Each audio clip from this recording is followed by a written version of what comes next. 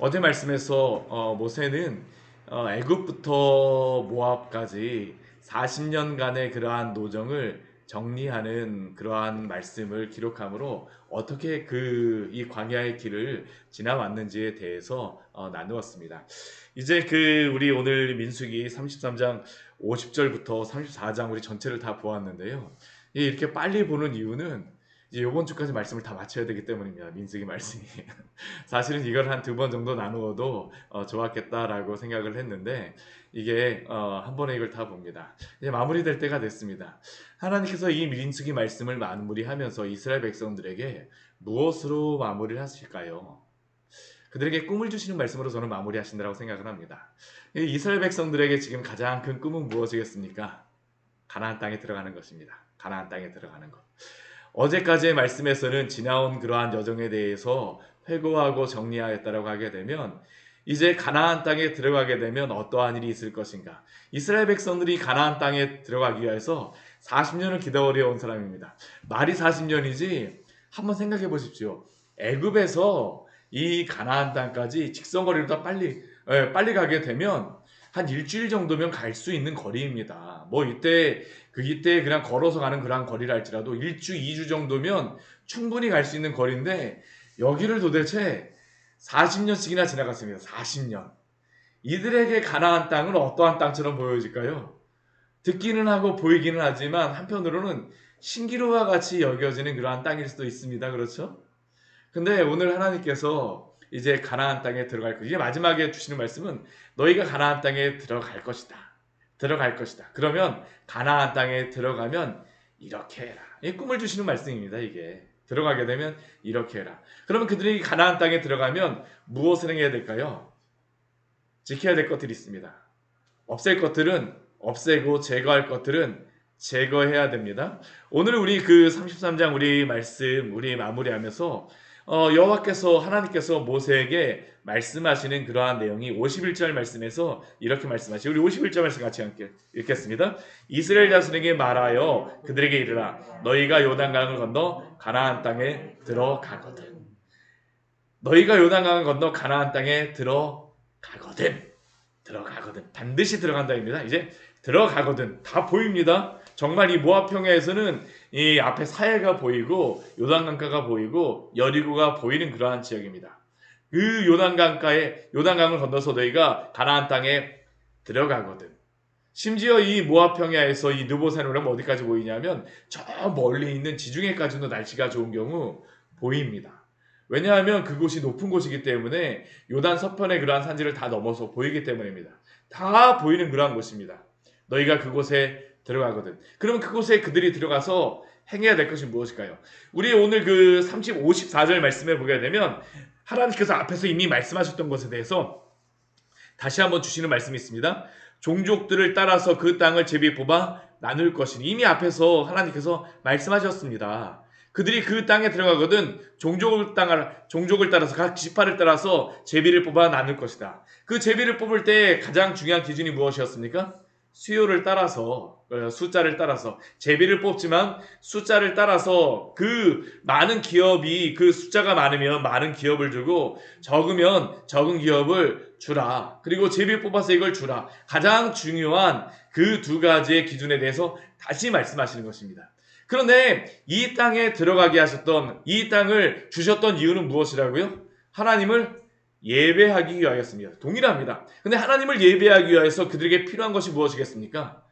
하나님을 예배하지 못하게 하는 것들을 제거해야 됩니다. 그게 바로 51절부터 56절까지의 말씀입니다. 52절부터 56절까지의 말씀입니다. 그 땅의 원주민을 너희 앞에서 다 몰아내고 그 새긴 석상과 부어 만든 우상을 다 깨뜨리며 산당을 다 헐고 그 땅을 점령하라. 거기에 거주하라. 우리 52절 말씀만 보게 되면 아니 하나님께서 왜 거기에 잘 살고 있는 사람들을 내어 쫓으라고 말씀하시나? 근데 왜 그들에게 필요합니까?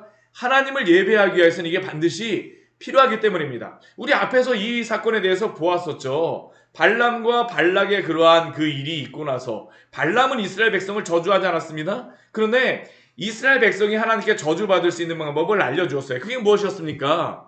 그들의 그 딸들을 이 이스라엘 백성에게 보냄으로 말미암아 우상을 섬기게 하는 것이었죠. 그렇게 되니까 그들에게 일어났던 일이 무엇입니까? 하나님께서 그들에게 그 연병이 그들 가운데서 일어나게 하시고 2만 4천 명이나 되는 사람이 죽게 되었습니다. 하나님으로부터 떠나는 것, 그곳에 가는 이유는 무엇입니까? 하나님을 섬기는 그러한 백성으로서 그들을 택하신 것입니다. 우리 그 출애굽기 19장 말씀해 보게 되면 이스라엘 백성을 구원하신 이유를 분명히 보여주십니다. 이 말씀을 우리 다시 한번 보도록 하겠습니다. 출애굽기 우리 19장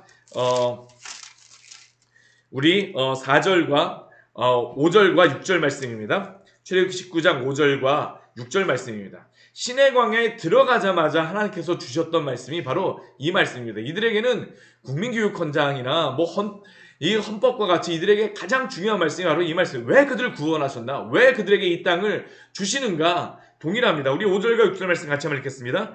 세계가 다 내게 속하였나니 너희가 내 말을 잘 듣고 내 언약을 지키면 너희는 모든 민족 중에서 내 소유가 되겠고 너희가 내게 대하여 제사장 나라가 되며 거룩한 백성이 되리라. 너는 이 말을 이스라엘 자손에게 전할지니라. 아멘. 이스라엘 백성이 더 이상 이제 바로의 종이나 애굽의 종이 아니라 이제는 누구의 백성이 되었습니까? 천지를 창조하신 하나님의 백성이 되었습니다. 너희는 내 소유가 되리니 누구의 소유가 되는가? 누구에게 속하는가? 하나님께 속하였다라는 겁니다. 그 하나님께 속하여서 이들에게 무엇을 원하십니까? 거룩한 제사장, 나라가 되기를 원하시는 겁니다. 제사장 나라. 제사장이라는 것은 무엇입니까? 제사장을 통하여서 하나님을 보게 하시는 겁니다. 제사장은 무엇과 비슷하냐 하면 하나님께서 주시는 그 은혜를 나누어 주고 그런 것들을 보여주는 그러한 것들을 행하는 사람이 되지만 또 사람 편에서 어떻습니까? 이 제사장들을 통해서 하나님을 보게 하는 겁니다. 이 제사장 나라가 된다는 것은 바로 이것입니다. 이스라엘 백성을 통하여서 이 세상 모든 민족을 하여금 하나님의 그 영광을 보게 하시는 그 사명을 주시는 게 바로 이스라엘 백성입니다. 그런데 그들이 오히려 반대로다. 거룩한 제사장 나라가 되어질 이스라엘 백성이 오히려 이방신을 섬기고 있게 되면 어떻게 되겠습니까? 반대가 되는 겁니다. 하나님이 그들을 구원하신 목적으로부터 완전히 벗어나는 겁니다. 하나님을 예배함으로 하나님의 영광을 드러내야 되는데 이방 신상을 섬김으로 이방 우상을 섬김으로 그들이 하나님을 떠난다? 그럼 하나님이 그들을 구원하신 목적을 완전히 벗어나는 것이죠. 그들에게 땅을 주시는 게 목적이 아니라 하나님을 섬기는 거룩한 제사장 나라로 삼아주시는 게 그들의 목적임을 기억하십시오. 우리도 동일하게 그 목적을 위해서 택하심을 기억하시기를 바랍니다. 그러기에 오늘 하나님께서 이스라엘 백성에게 52절 말씀을 주시는 것입니다. 그 땅의 원주민을 너희 앞에서 다 몰아내고 그들이 만약 이러한 이 원주민들을 몰아내지 않게 되면 그들이 반대로도 어떻게 되는 겁니까? 이방 우상을 섬기게 되는 겁니다. 그들이 모압의 신을 섬기고 미디안의 신을 섬기게 되어졌던 것처럼 그들이 이러한 일이 벌어지지 않게 하기 위해서 하나님은 그 가나안 땅에서 원주민들을 다 몰아내고 새긴 석상과 구워 만든 우상을 다 깨뜨리라고 말씀하셨습니다. 그 땅을 너희에게 소유로 주었나니 하나님이 이스라엘 백성을 당신의 소유로 삼아 주셨다고 아까 말씀하셨잖아요. 그리고 소유된 그러한 이스라엘 백성은 또 그 땅을 하나님께서 주신 그 땅을 소유로 갖게 되어진 겁니다. 하나님 안에서 갖는 겁니다. 이게 복이라고 하는 게 우리가 세상적으로 하나님이 주시는 것은 뭐 세상적인 것을 주시기 위함이 아닙니다. 하나님이 누구인가를 알게 하시기 위해서 우리에게 누리게 하시는 겁니다. 이게 목적과 수단을 이게 헛갈리게 되면 어떻게 될까요? 우상 숭배하는 게 바로 그것입니다. 하나님을 하나님으로 섬기는 게 아니라 이 우상을 하나님으로 알고 이 땅의 것을 하나님으로 알고 섬기는 것, 이게 바로 무엇입니까?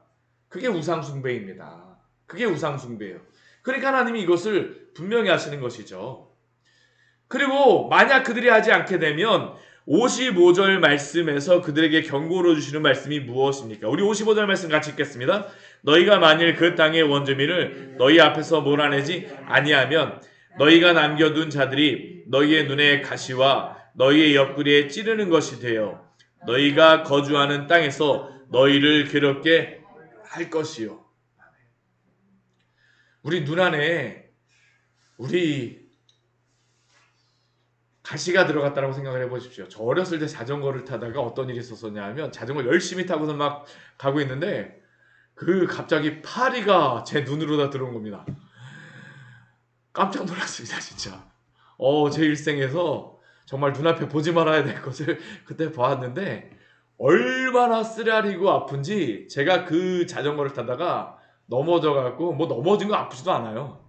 눈 안에 있는 이 파리를 쫓아내느라고 얼마나 제가 진짜 막 뭐 할 수도 없죠. 그냥 막 눈 깜빡이면서 막 그 하고 했는데 우리가 눈에 가시가 들어가서 눈에 가시 들어가도 살 수 있지 하고서 살아갈 수 있는 사람이 누가 있습니까?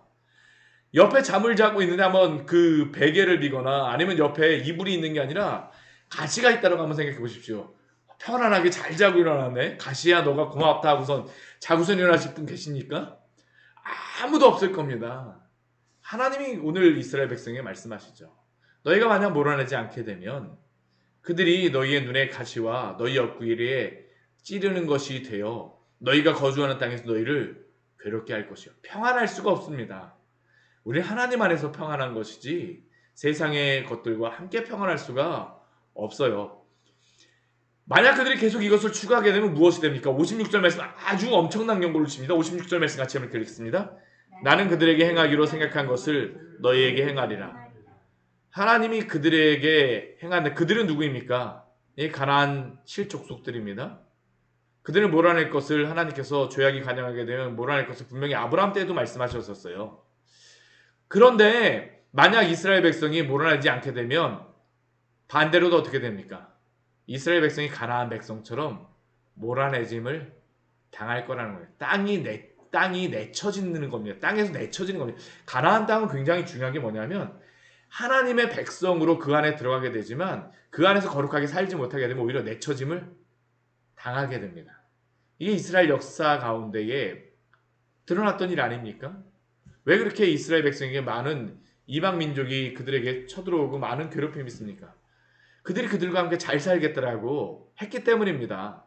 자신들이 사실은 만든 일이었습니다. 성도도 동일합니다. 오늘 이 말씀은 우리에게도 동일합니다. 우리가 요즘에 성령 강림 기도회를 하면서 사도행전 말씀을 보고 있는데요. 사도행전 말씀을 보면서 이 중요한 것이 무엇이냐면 성령이 임하시고 나서 죄악을 제하는 일들이 그들 안에서 벌어지는 겁니다. 이들이 만약 그 죄악과 벗삼아 살아가게 되면 어떻게 할까요? 반대가 되어집니다. 죄악 가운데 살아갈 수밖에 없어요. 교회가 바로 이스라엘입니다. 구원을 받고 주의 성도가 되어지고 교회 안에 속하고 주의 성도로 불린다라고 하는데 여전히 이 죄악을 내 옆에다 두고 나서 잘 살고 있다.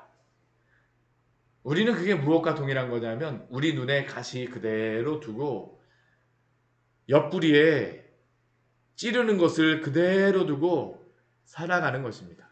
잘 살 수 있을까요? 잘 사는 것 같지만 결코 잘 살 수가 없습니다. 왜 교회를 다니면서도 많은 그러한 여러 가지 시험과 많은 그러한 그 우환들 가운데 우리가 있게 되는 경우가 왜 그러한 것들을 우리가 당하게 됩니까? 많은 이유는 100% 아닙니다. 많은 이유는 우리가 이러한 우리 눈에 가시와 옆구리에 찌르는 것과 같은 죄악 때문임을 기억하십시오. 하나님이 기뻐하지 않으십니다. 끝까지 그것을 유지하게 되면 어떡할까요? 우리 영혼이 짓눌리게 되어집니다. 살아갈 수가 없어요. 교회 생활을 할 수 없으니까 어떻게 됩니까? 떠나기도 합니다. 사랑하는 성도 여러분, 이 죄악을 몰아내십시오. 죄악과 싸우시기를 축원합니다. 이게 교회에 속한 성도들의 삶입니다. 반드시 이래야지만 됩니다. 하나님이 하지 않게 되면 몰아내게 하십니다. 몰아내게 하세요. 강제로다. 그게 바로 여러 가지 많은 일들을 주시는 것이죠. 근데 하나님께서는 오늘 이 말씀으로 마무리하시는 경고도 분명히 주십니다. 그러나 그 뒤에 말씀은 무엇일까요? 땅을 반드시 주시겠다라는 겁니다. 꿈을 주시는 것이죠. 우리 그 뒤에 우리 말씀 1절부터 15절까지 말씀해 보게 되면 그들에게 주시는 그 땅이 어떠한 땅인가를 보여주십니다. 그 기업이 어떠한 땅이냐면 가나안의 사방지경이라고 2절 말씀해 보면 말씀하시죠. 그 사방지경이 어딜까요? 우리 남쪽으로 보게 되면 에돔의 그 경계에서부터 여매에서부터 그 사해에서부터 에돔의 경계에서부터 시작하여서 신광야를 지나서 이 지중해까지 애굽 시내까지를 흐르는 그러한 곳입니다. 굉장히 넓은 그러한 땅입니다. 그 밑에 남쪽까지 있고요. 그리고 이 서쪽의 경계는 어디냐면 지중해입니다. 지중해. 예, 여기 보게 되면 지도가 보게 되면 이렇게 되는 겁니다. 요게 이쪽이 북쪽이잖아요. 그렇죠? 이쪽이 북쪽이고 반대로 다 되겠네요. 이게 더 내려가서입니다. 이 에돔서부터 시작하여서 이 여매를 시작해서 이렇게 쭉 지나가는 것, 이 애굽 시내까지 가는 곳, 이 지중해까지 가는 곳이 이스라엘의 그러한 경계입니다. 그 서쪽은 어디입니까? 요 지중해입니다. 요 지중해까지가 이스라엘 땅이고요. 그 북쪽의 경계는 어디일까요? 저기 올라가고 하마더기.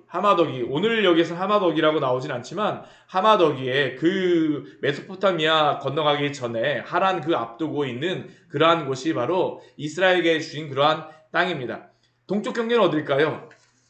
여기 하마더기에서 시작해서 이 오늘날로 갖다 지금 시리아의 일부 지역을 따라서 이렇게 내려와갖고 요 밑으로 내려오게 되면 갈릴리적으로 이렇게 따라오다가 내려오는 겁니다. 여기 왕의 대로 그 해변길 여기 시작하는 그러한 것과 거의 유사하다라고 보면 됩니다. 이렇게 내려와갖고 이렇게 그리고 또 동쪽의 경계는 어떻게 되냐면 그 다음서부터는 그 갈릴리와 요단강과 사해까지를 쭉 내려오는 것입니다. 그러니까 요단 서쪽 편이죠. 이곳을 이스라엘 백성에게 주시겠다라고 말씀하셨습니다. 그리고 여기를 어떻게 할까요? 우리 그 제비 뽑아서 이 12지파가 아니죠. 여기는 어떠한 지파가 얻을까요? 9지파 반이었습니다. 왜냐하면 요단 동편의 땅을 밀가루 지파, 므낫세, 갓, 르우벤 지파가 얻었기 때문입니다. 그리고 우리 16절에서부터 29절까지의 말씀에서는 어떤 말씀이냐면 땅을 주시고 나서 이 땅을 누가 나눌 것인가 라는 것에 대해서 말씀하십니다. 이 땅을 나누는 사람은 모세는 아닙니다. 더 이상 이제 아론은 이미 죽었습니다. 모세는 지금까지 살아있긴 하지만 이렇게 땅이 어디라고 이야기해주고 누가 그 경계를 나눌지 이 제비를 뽑을지를 모세를 통해서 알려주시지만 모세는 있지 않습니다. 그럼 누가 그 일을 행할까요? 우리 17절 우리 18절 말씀 같이 읽겠습니다. 너에게 땅을 기업으로 나눌 자의 이름은 이러하니 제사장 엘르아살과 눈의 아들 여호수아니라. 너희는 또 기업의 땅을 나누기 위하여 각 지파에 한 지휘관씩 택하라. 아멘. 우리 여기에 보게 되면 누가 이제 행하는 겁니까? 가장 어른으로서 제사장 엘르아살이 행하는 겁니다. 그리고 이 모든 사람의 통솔하는 지휘관으로서 눈의 아들 여호수아가 이 일을 행하게 됩니다. 그리고 각 지파에서는 한 사람씩 택하게 됩니다. 거기에 누가 있을까요? 우리 유다 지파의 19절 말씀 보게 되면 여분네의 아들 갈렙이 이 안에 있습니다. 근데 이게 굉장히 중요한 말씀입니다. 왜 중요할까요?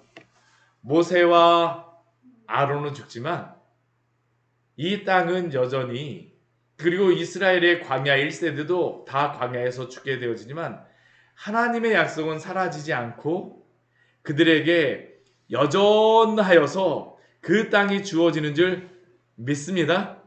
그뿐만 아니라 모세와 아론도 죽고 그들의 이전의 지휘관들 12명의 정탐꾼들 여호수아와 갈렙을 제외하고 나머지 정탐꾼들과 그 전에 모든 사람들도 다 죽지만 그러나 하나님께서는 제비 나눌 자들을 또 다시 세우십니다. 하나님의 역사는 끝나지 않는다라는 겁니다. 이게 굉장히 중요한 말씀입니다. 우리는 이것이 사라지게 되면 나에게 이것이 없어지게 되면 나의 인생은 끝이야. 아닙니다. 하나님은 오늘도 살아계셔서 오늘도 당신의 그러한 계획에 따라서 당신의 예정에 따라서 당신의 그러한 뜻들을 이루어 가시는 줄 믿으시기 바랍니다. 이 믿음을 갖게 되면 성도는 두렵지 않습니다.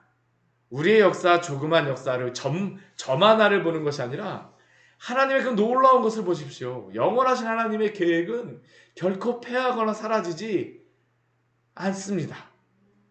다만 성도에게 필요한 것이 무엇일까요?